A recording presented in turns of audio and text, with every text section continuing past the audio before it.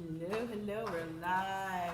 Different location because we were out trying to do different things today. So we're doing different things today because working and trying to get things done. How are you, John?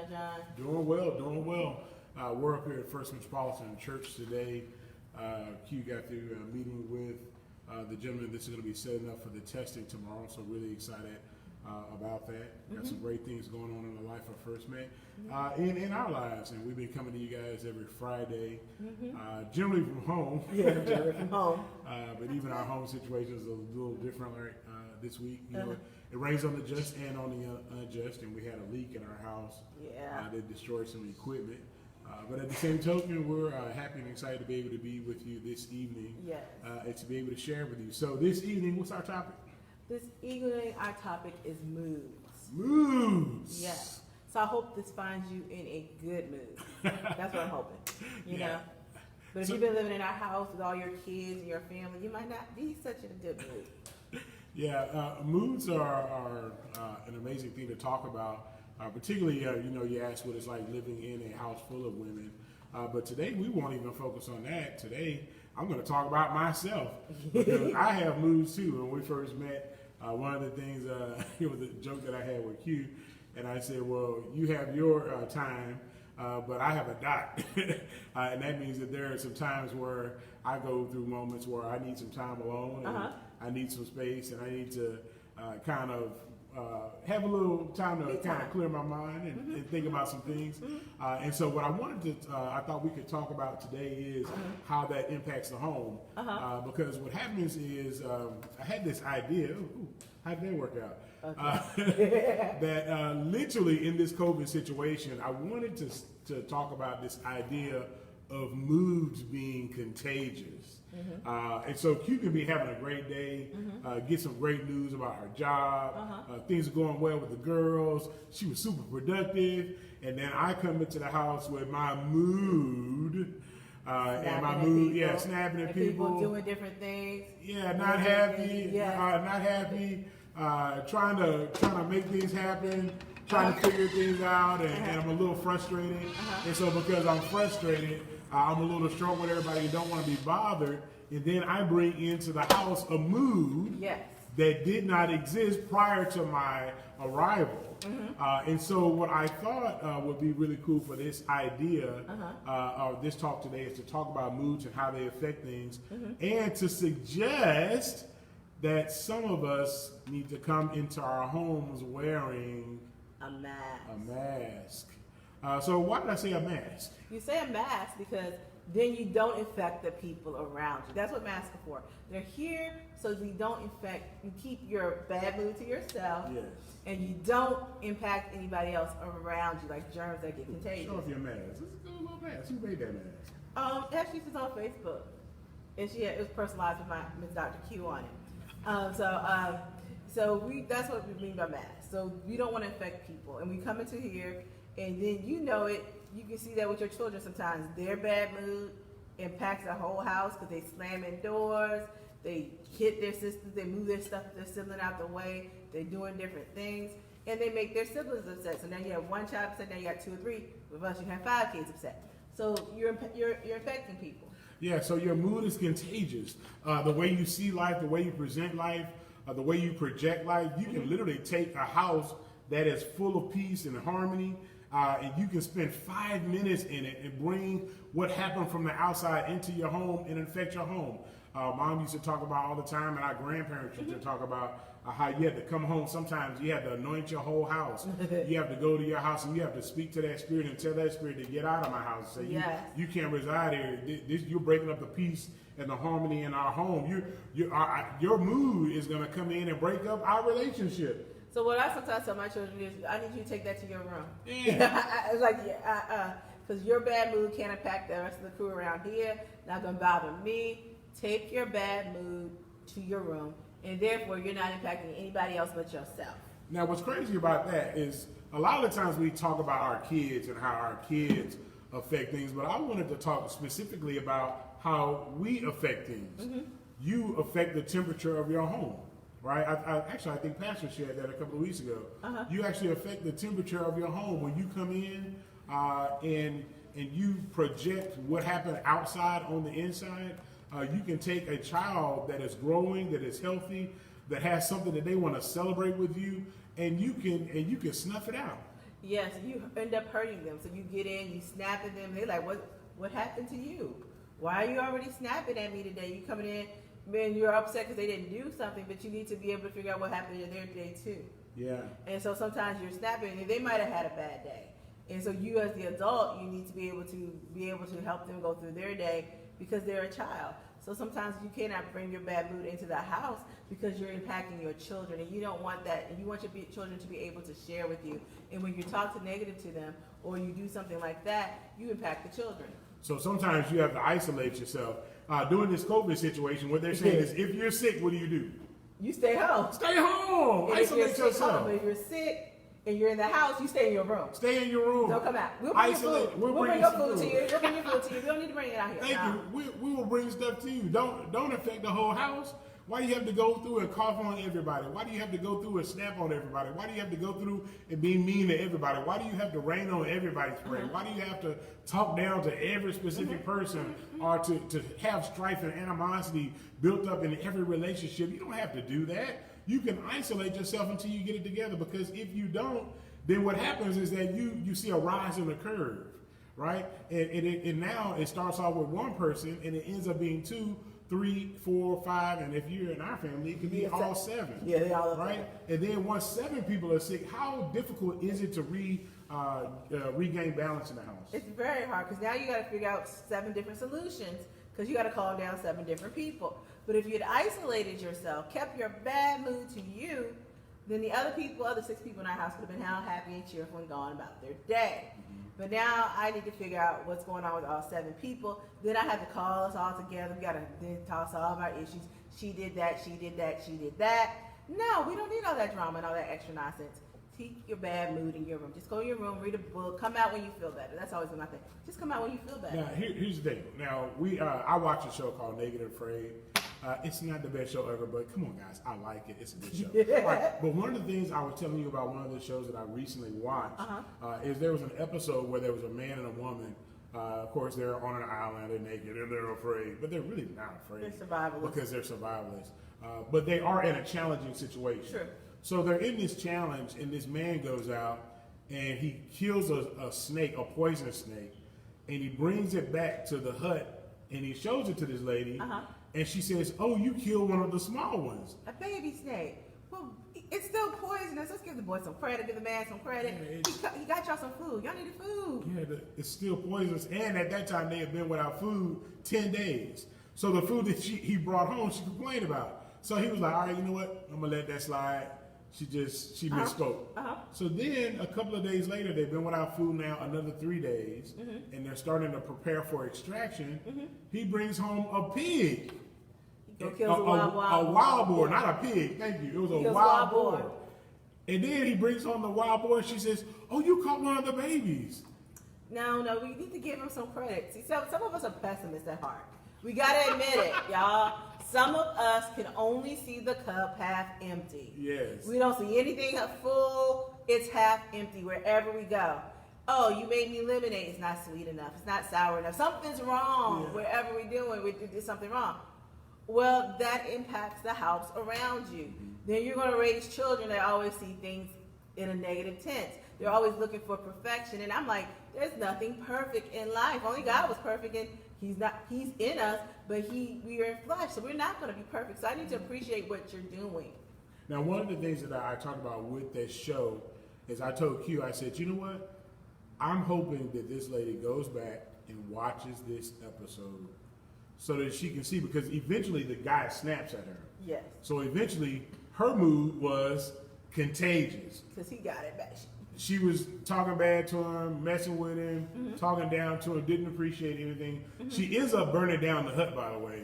You know, that's a whole other story. Don't burn down your own house. Yeah, you know, those who But that's live in scriptural, glass though. That is houses. scriptural. That's scriptural, though. The foolish woman tears down her house with Her own hands. So that Right. we're going to move past that. We're going to move past that right now because that's not what we're talking about. So I said, I hope this lady goes back and watches this show so that she can see I'm the one that brought that virus into the home. Now, the shame of it, we're talking about this COVID situation and kind of popping back and forth, is sometimes the people that are sick don't have symptoms, or sometimes they don't realize that they're infecting people.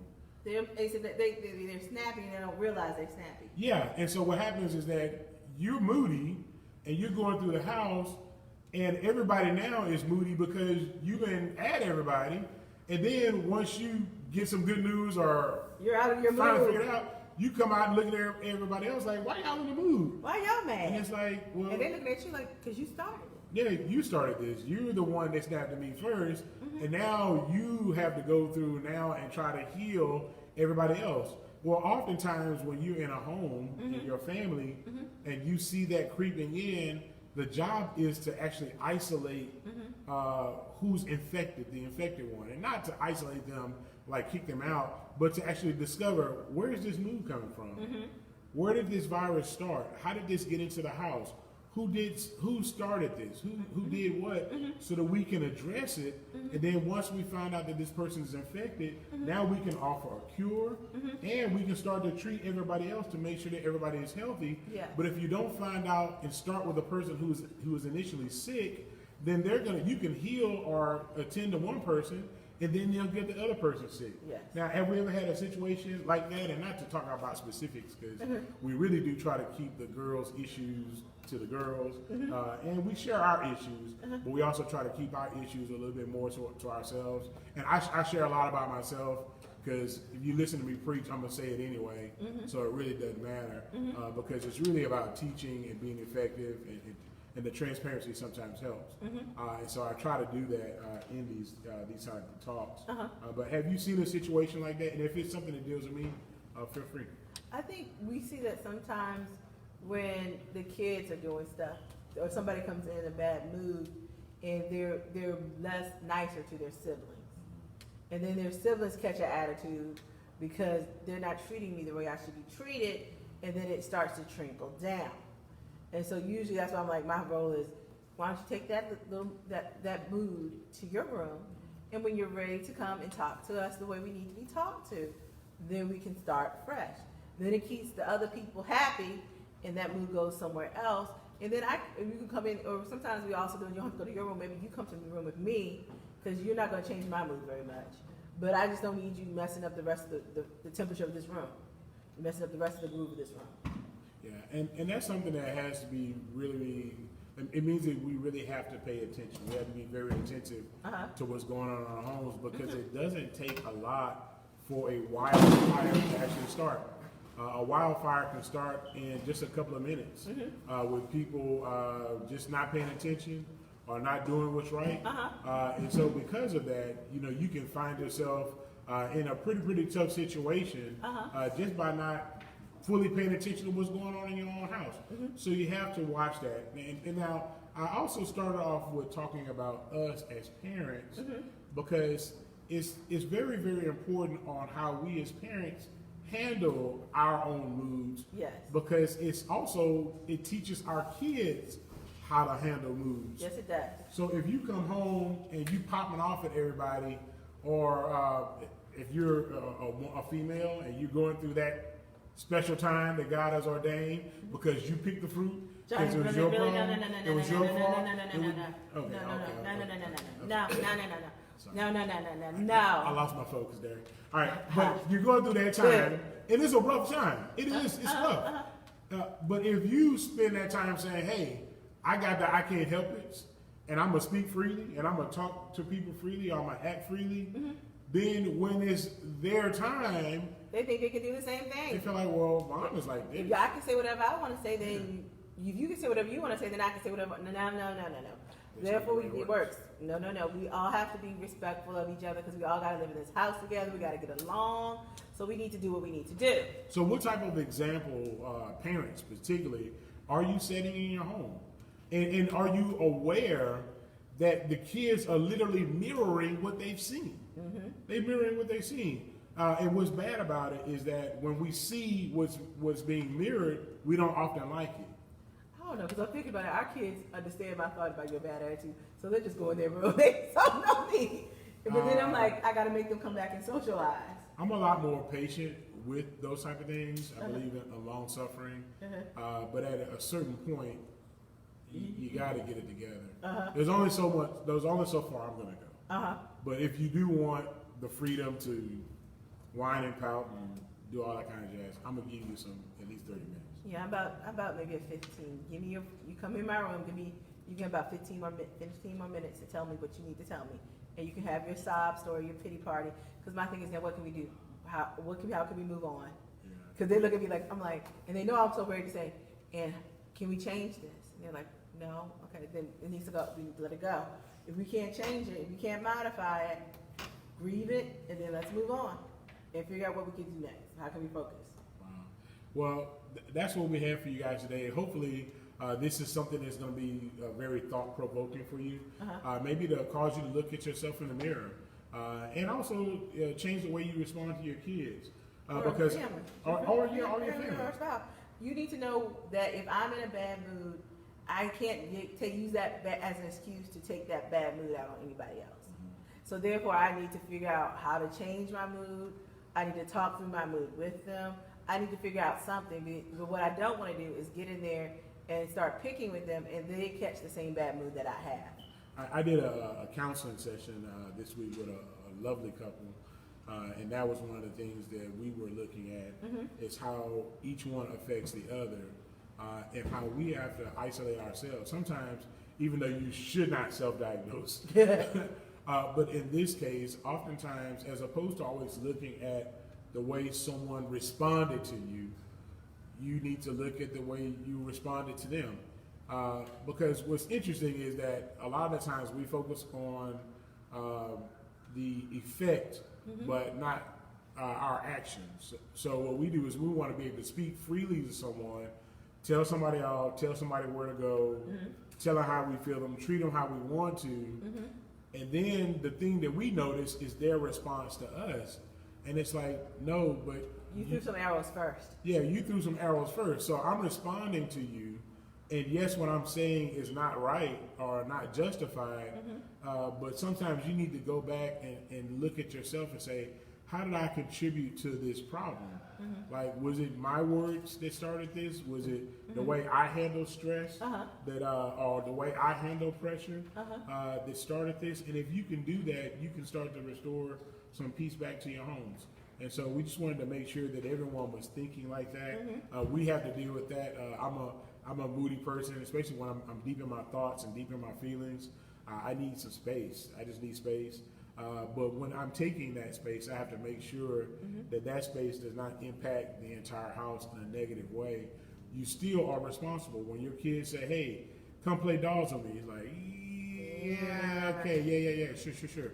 I got some time to play dolls with you, because if I don't take this time to play dolls with you, then what's going to happen is they're going to take that as a rejection. And that one moment could determine whether they come back and ask me to play again. So even if I don't choose to play with them in that moment, I have to respond the appropriate way and not allow this to become a scar, but just a moment.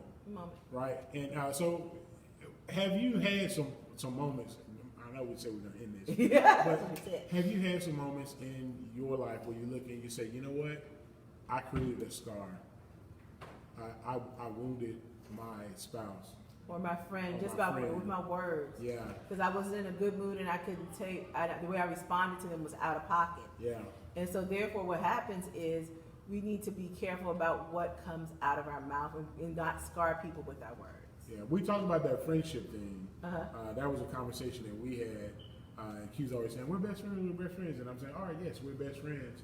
And as best friends, you have to treat best friends accordingly, right? And there are times where you can have your space and shut a best friend out, but you can wound someone by the way you treat them in a situation so badly that you end up pushing them away. And something that God sent to be a blessing to you, you can now turn away from you. So now you got a best friend that's saying, hey, why don't we talk about this? How are you feeling? Express yourself to me. And then if you say, well, I don't want to, then that person can say, well, we can't be that close. You know, if we're supposed to be best friends and and you can't talk to me, then maybe we aren't as close as we think. And so that's one of the things that you have to be careful of, not just in marriages, but in your friendships in general, because you can end up cutting off a friend and then look back and say, golly, I need that friend. Like, I was short with that friend. I was rude to that friend. I didn't open up to that friend. And that person kept seeking me and kept reaching out to me and kept trying to support me and trying to be a friend. And I was boxing myself in because I didn't want to share. Yeah, and I rejected their friendship. And now, when I turn around and need their friendship or want them to celebrate with me, they like, I'm not feeling it. No, not right now. I'm not feeling it. And so now you are receiving what You gave out. you gave out. You are reaping what you sowed.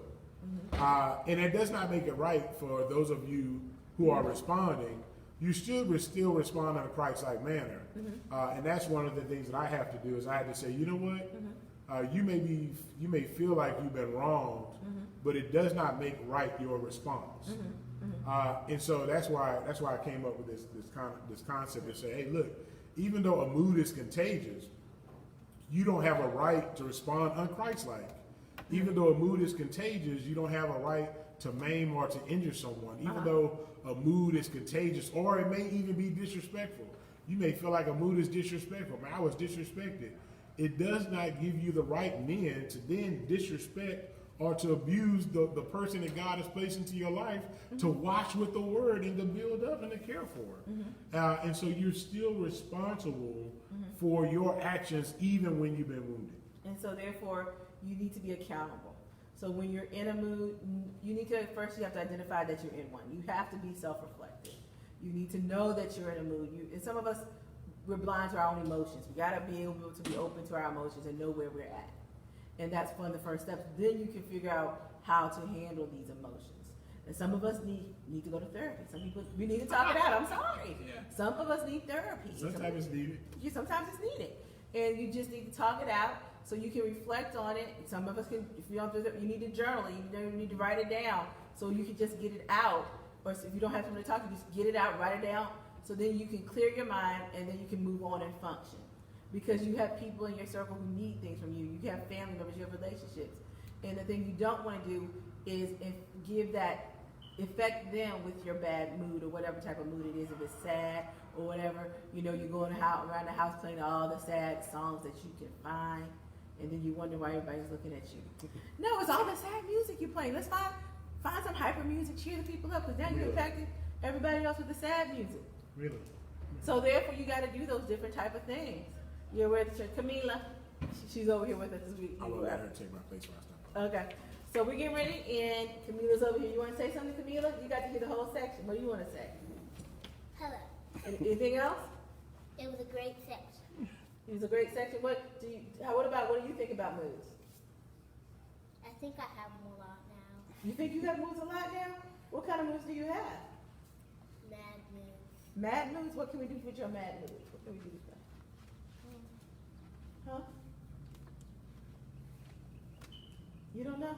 Okay, we're gonna work on your mad moods, okay? So you wanna say to everybody bye? Bye. Bye.